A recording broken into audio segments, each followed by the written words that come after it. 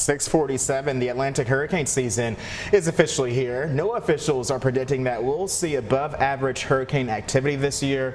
They attribute that to higher than normal Atlantic temperatures and the ongoing La Nina, which is a Pacific Ocean climate pattern that can impact the entire globe. Now, if those forecasters are right, it would make 2022 the 7th straight above average hurricane season.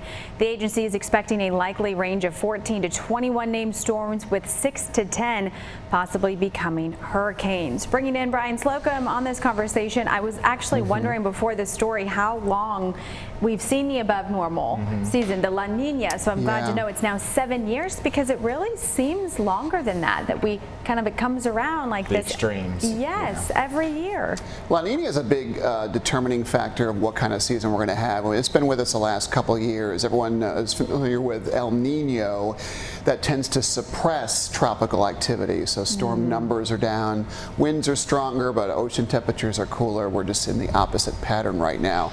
We're June 1st. This is actually the first time since 2014 that we haven't had a named storm before the season has begun. In fact, I was looking back at the records just a little bit ago.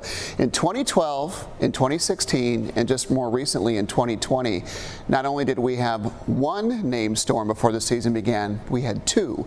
And the last time we had an Alex on the list of names, that storm developed back in 2016, and that storm formed in mid-January, well ahead of the beginning of the season. So Alex might be something that we're talking about a little bit more of as we get closer to the week ahead.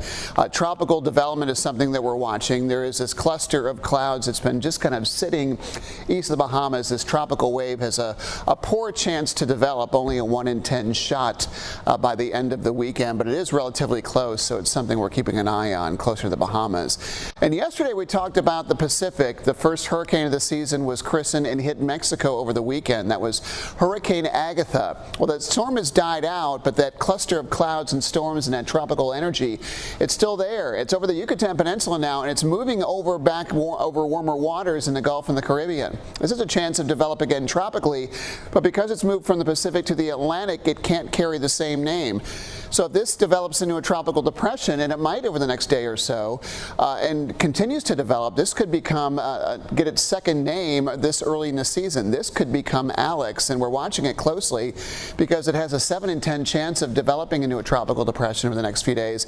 And it's going to be heading in the general direction of South Florida and Cuba, and could reach there by late Friday, bringing torrential rains into the area, and then continues its track kind of up and along the coast. Now, while I think most of that rain is going to stay offshore, we do need to watch this pretty closely. And if you got beach plans, I do urge you to watch this very closely. Alex is the first name on the list, mentioned that a few times. Bonnie, Colin, Danielle round out the top 4. And so hopefully we won't see any of those names for quite some time. But Alex is a possibility over the next couple days. Beach forecast, you can see we've got some scattered clouds at the beaches, a spot of rain or two, but that's a chance that could increase depending on the track of that system. On the surface map, high pressure builds in. We've got a chance for storms by late tomorrow as that cold front steps in. High temperatures lower 90s today and tomorrow. That cold front will bring in drier air and more seasonal air, and that's going to drop temperatures back into lower 80s.